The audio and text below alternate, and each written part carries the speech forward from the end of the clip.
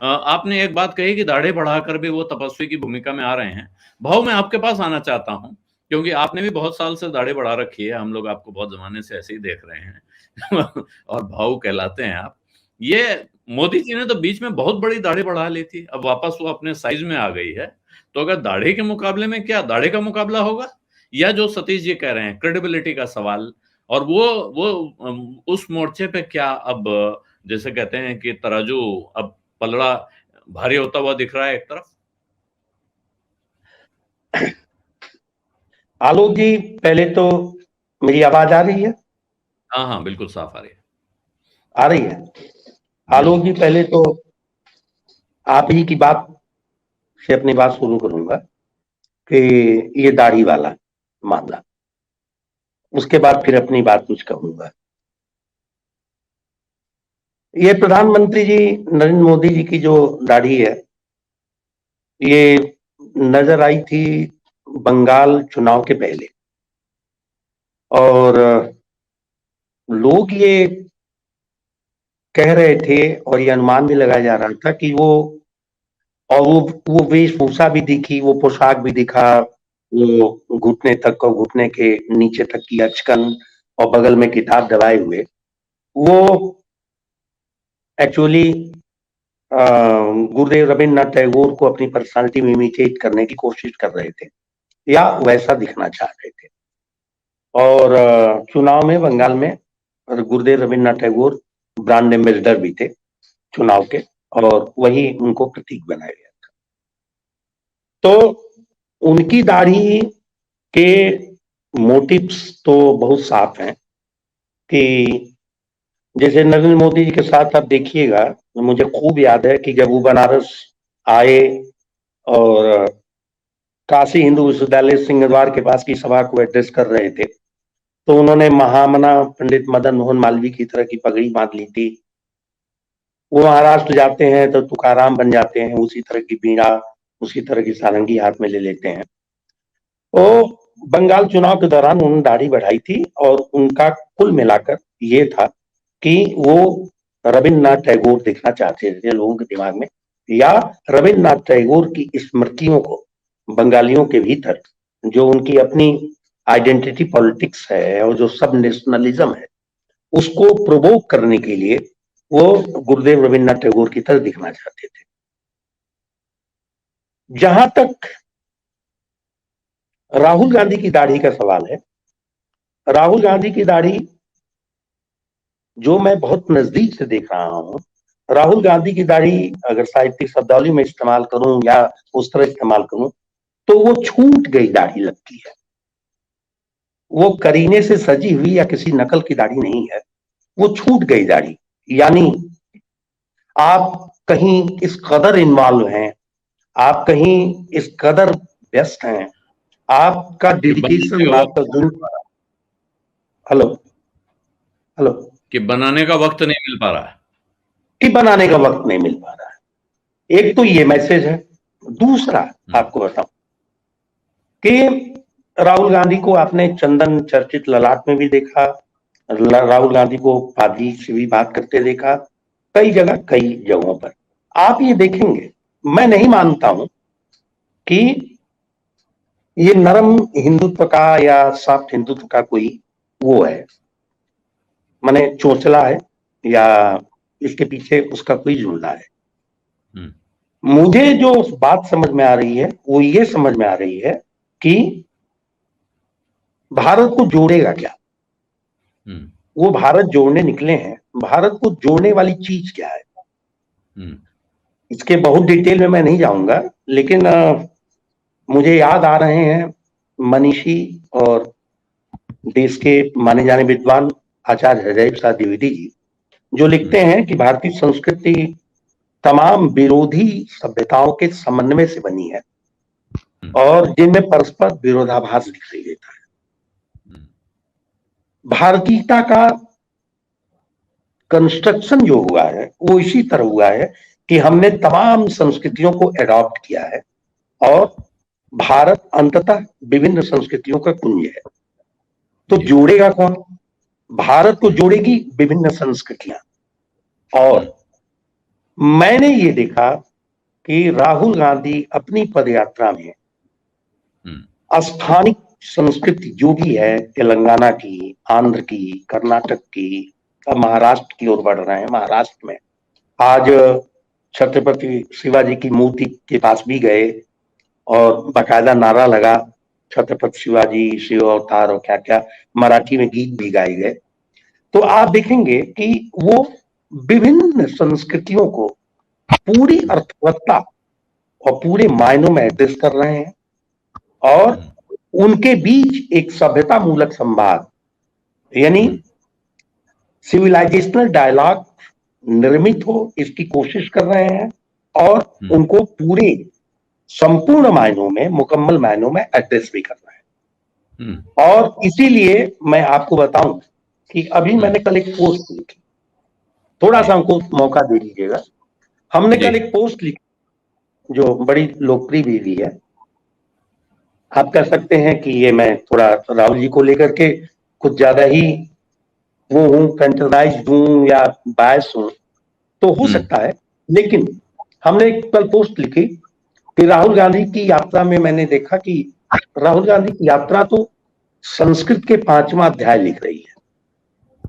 एक बार एक सेमिनार में सवाल उठा था, गोरखपुर इलाहाबाद विश्वविद्यालय के बड़े विद्वान प्रोफेसर और जन संस्कृत मंच के उस समय के महासचिव प्रोफेसर राजेंद्र कुमार ने, संस्कृत पर बात चल रही थी तो एक डिबेट में उन्होंने कहा कि संस्कृत का 5वां अध्याय कौन लिखेगा। 4 अध्याय तो रामधारी सिंह दिनकर लिख चुके थे। मैं यहां से कहना चाहता हूं इस मंच से कि मुझे लगता है कि राहुल गांधी की ये भारत जोड़ो यात्रा संस्कृत का 5वां अध्याय लिख रही है। और तब मैंने देखा, क्योंकि मैं बार बार राहुल गांधी की हर यात्रा पर जो फुटेज आती है, जो वीडियोज आते हैं, उन पर मैं कुछ न कुछ जरूर लिखता हूं और रोज लिखता रहता हूं।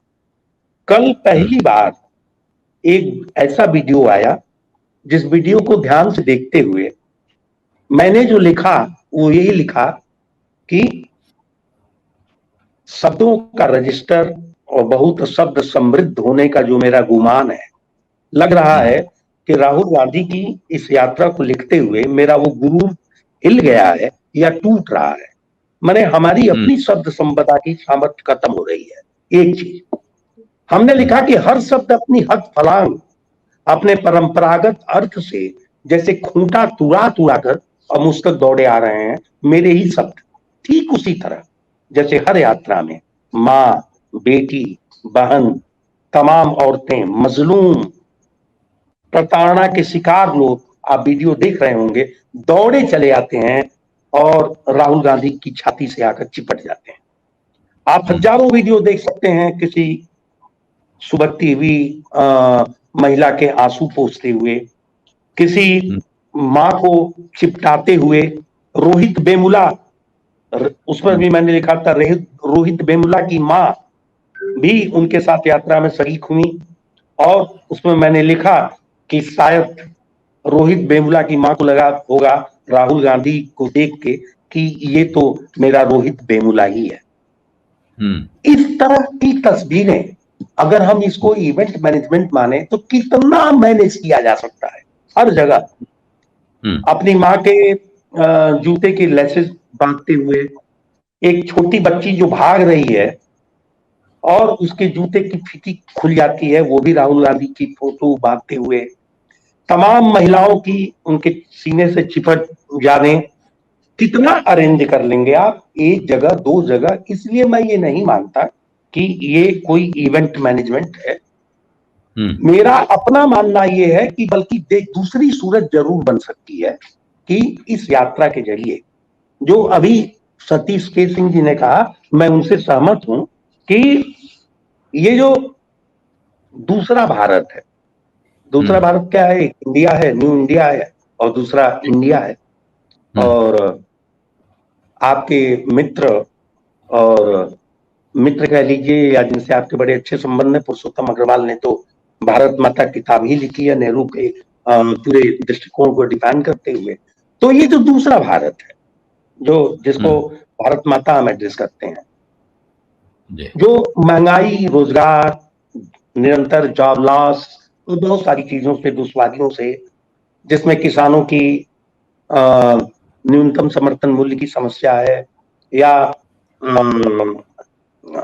उनकी एस एन स्वामीनाथन की रिपोर्ट पूरी की पूरी जस की तस लागू करने की बात है, और वो सब उस रिपोर्ट में मैं नहीं जा रहा हूं, वो आप जानते हैं, या महंगाई, बेरोजगारी और तमाम उद्योग धंधों का नष्ट हो जाना, इकोनॉमी का रसातल में चला जाना, जो जनमानस पर जिसका असर पड़ा है।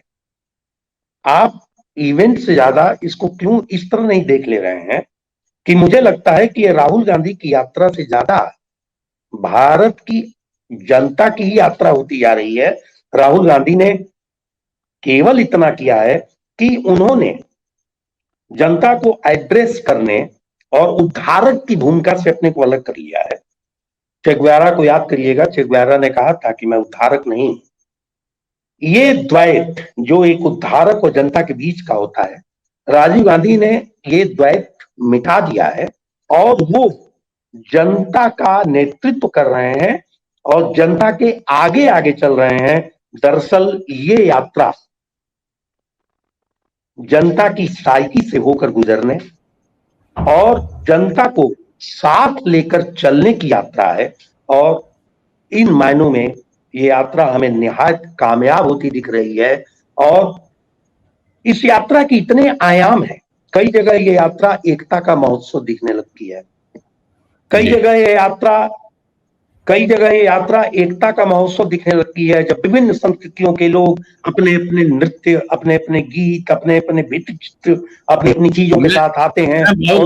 लौट के आता हूँ, क्योंकि देखिए ये वाली बातें जो आप इस वक्त बता रहे हैं, ये मुझे लगता है ये दिख रहा है, ये बहुत लोग इसको देख चुके हैं। अब इसमें कि वो क्या क्या दिख रहा है, क्या नजारे हैं, वो बुरी तरह तो मेरा केवल कहने का मतलब है कि कहीं कहीं ये एकता का महोत्सव दिखने लगता है, कहीं कहीं ये संतों का प्रतिनिधित्व दिखाई देने लगता है, कहीं कहीं ये आंदोलन के रूप में दिखाई देने लगता है।